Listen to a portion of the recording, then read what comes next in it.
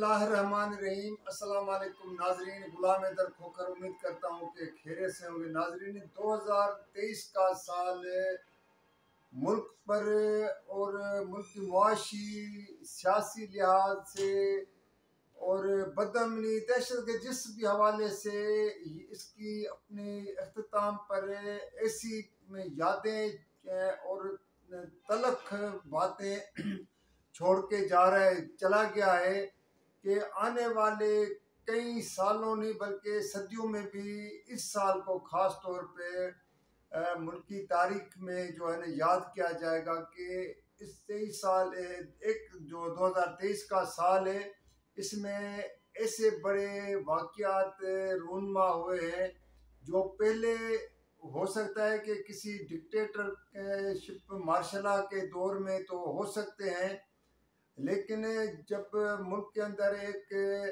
सियासी हुकूमतें हों, सिविलियन जो बालादस्ती हो, जहाँ पर ये कहा जाए कि आइन की बालादस्ती है और जहाँ पर तमाम अवाम को हकूक़ हासिल है, तो वो जो चीज़ें क्यों नहीं नज़र आई हैं, इस चीज़ों पर आप लोगों के साथ बातचीत शेयर करने से पहले मैं तमाम नाजरीन से मेरी यही रिक्वेस्ट है कि आप इस मेरे चैनल वीला को लाइक भी कीजिएगा, शेयर भी कीजिएगा, सब्सक्राइब भी कीजिएगा, कमेंट्स ज़रूर आप भेजा करें। तो नाज़रीन, जो आज 2023 का साल अख्ताम पजीर हुआ है, इसके पहले दिन से लेके शुरू वाले जनवरी 2023 से लेके दिसंबर 31 को जब आज ये साल अपने अख्ताम को पहुंच चुका है, तो इतनी बड़ी तल्ख हकीकतें छोड़ के गया है, जहाँ पर इस मुल्क के अवाम को एक तरफ जो पहले एक इत्तेहादी हुकूमत थी, निगरान हुकूमत से पहले, मैं PTM की बात कर रहा हूँ, तो उसने जितनी महंगाई, बेरोजगारी और लोगों को के ऊपर जो महंगाई के बिल तो अपने जो बम तो गिराते गए थे, लेकिन साथ में जिस मुल्क के अंदर न बिजली हो, न पानी हो, न गैस हो, लेकिन बिजली के बिल जिस तरह लोगों को भेजे गए, जो लोग चीख करके उठे थे, आप लोगों को पता है। और आज जब ये साल अख्ताम को हो चुका है, तो आज भी मुल्क के छोटे बड़े शहरों में जहाँ पर बिजली नहीं है, गैस की लोड शेडिंग हो रही है, लेकिन वही बिल भारी भरकम जो वो आ रहे हैं। लोग अब तो मजबूर हो चुके हैं कि वो अपने बच्चों का पेट पालें, बच्चों की स्कूलों की फीस अदा करें या बिजली के, गैस के, इन चीज़ों के बिल अदा करें। तेल की बातें भी हम यहाँ पे आप लोगों के साथ मुख्तसरन ये करता हूँ कि पेट्रोलियम मसनूआत की कीमतों में जितना बड़ा इजाफा PTM की हुकूमत या एवं निगरान हुकूमत के दौर में हुआ, कभी नहीं हुआ है। इसके बाद जो असल जो मैं आपके साथ जो बात शेयर करने जा रहा हूँ कि इस साल माजी में अगर इंतखाबात हमने भी देखे हैं, 85 से जब डिक्टेटर ज़िया-उल-हक का मार्शल ख़त्म हुआ, गैर जमायती इंतखाबात हुए थे, फिर पहली मरतबा ज़िया-उल-हक की मार्शल के बाद 1988 में जब इंतखाबात हुए थे, सियासी बुनियादों पे हुए थे, सियासी जमायतों का इंतखाबात में हिस्सा लेने दिया। उसके बाद मुसलसल इंतखाबात मुल्क के अंदर होते गए हैं, लेकिन जो इस वक्त अगले साल 2024 में इंतखाबात हो रहे हैं, उससे पहले PTM की हुकूमत थी या उसके बाद एक तरह जो जितने बड़े पैमाने पे एक जमायत की, सियासी जमायतों में से एक जमायत के क़यादत को, बानी चेयरमैन इमरान खान को, बाकी उनके जो सरकर्दा रहनुमा है, फिर कारकुन हैं, जिस तरह उनको गिरफ्तार किया गया और फिर उसके बाद जो जेलों से रिहा हुए,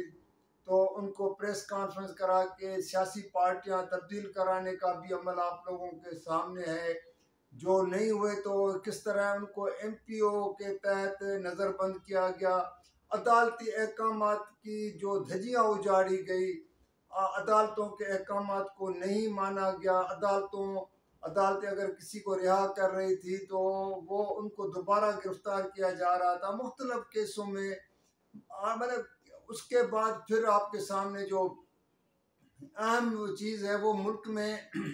जो इंतखाबात होने जा रहे हैं, तो उसमें जो सियासी जमायतों को एक इंतखाबात में हिस्सा लेने के हवाले से पूरे सबको जब एक दावा किया जाता है कि हक है, तो वहाँ पर पहले ये था कि PTI से किसी तरह इंतखाबी निशान उनसे छीना जाए, वापस लिया जाए। वो भी अमल देखा आप लोगों ने कि इलेक्शन कमीशन ने उनको उनके जो इंतखाबात इंट्रा पार्टी इंतखाबात को रद्द करते हुए उनसे निशान भले का छीना गया। तो फिर उनको पेशावर हाई कोर्ट ने भले का निशान दिया। तो उसके चंद दिनों के बाद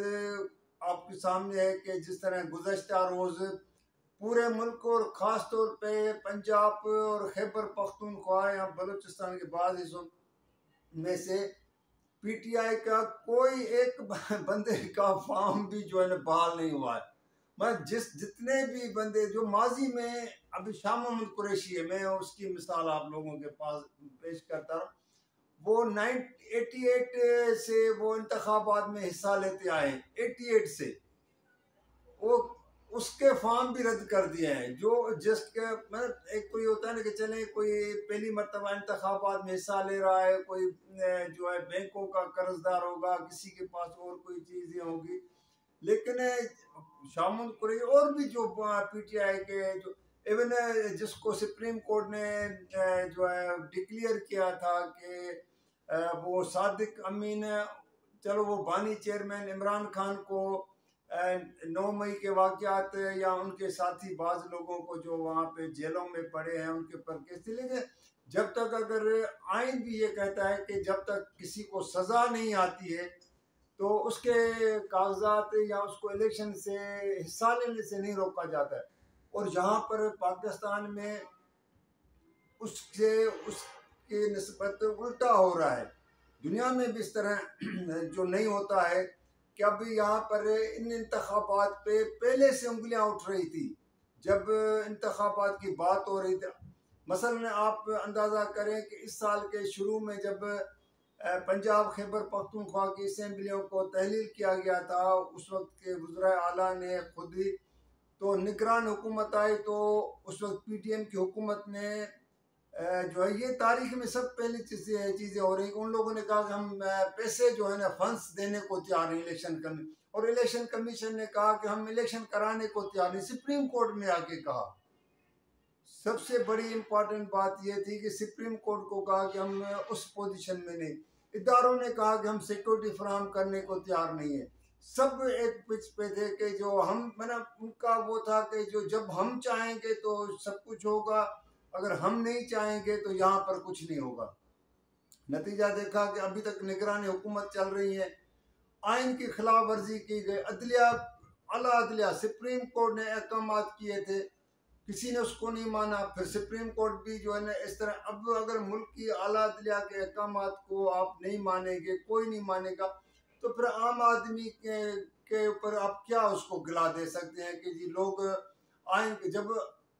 जो आइन पार्लियामेंट में जाके ओथ लेते हैं, कसम उठाते हैं कि हम इस आइन की पासदारी करेंगे, और उस आइन की पासदारी का आप लोगों ने इस वक्त हाल ये देख लिया है कि जिस तरह कैंडिडेट्स को, और इलेक्शन कमीशन सबसे बड़ी बात है कि जहाँ पर उनको जजेस को अपॉइंटमेंट करना था ROs के लिए, DROs के लिए, तो वहाँ पर पहले PTI वाले इस बात का रोना रो रहे थे कि भाई ये जो DRO ROs को आप अपॉइंट कर रहे हैं वो भी ब्यूरोक्रेसी से, खास तौर पे डिप्टी कमिश्नर्स को, तो वो तो खुद MPOs के आर्डर जारी करें तो वो इंसाफ क्या करेंगे। और वही आप लोगों ने देखा कि उनके साथ जो हाथ हो गया है। अब वो एक अलग बात है कि ट्रिब्यूनल में वो जाते हैं, फिर ट्रिब्यूनल क्या फैसले देते हैं, या फिर उसके बाद हाई कोर्ट है, सुप्रीम कोर्ट है, लेकिन एक ये बड़ा जो है एक मरहला आगे जाते हुए जो है नजर आ, लेकिन हम तो ये नहीं, मैं तो कम से कम ये नहीं कहता हूँ कि इलेक्शन में कोई आगे जाएंगे या क्या होगा, क्योंकि चीफ जस्टिस इस हवाले से वाज़ेह तौर पे कह चुके हैं कि भाई इलेक्शन तो होने हैं और हर आदमी चाहता है, लेकिन इन हालात में इलेक्शन कैसे हुआ। दूसरी बात जो नाजरीन वो है कि हमारे हुक्मरानों ने कौम को गिरवी रख दिया। मैंने IMF के सामने रगड़ रगड़ के उन लोगों ने जिस तरह खुद जब शहबाज शरीफ वजीर अजम थे तो क्या कहते थे कि हमें नाक रगड़वाई गई हमसे, और फिर भी कर्जा उनकी शराइत के मुताबिक जो है वो इस पाकिस्तान को दिया गया है, जो अभी पहली किस्त दूसरी किस्त अगले साल के पहले माह में जनवरी में तवक्को की जा रही। लेकिन उनके तमाम आप लोगों ने शराइत भी मान लिए, लेकिन फिर भी को अवाम को रिलीफ मिलना चाहिए, तो अवाम को न पहले की हुकूमत ने कोई रिलीफ देने की कोशिश की है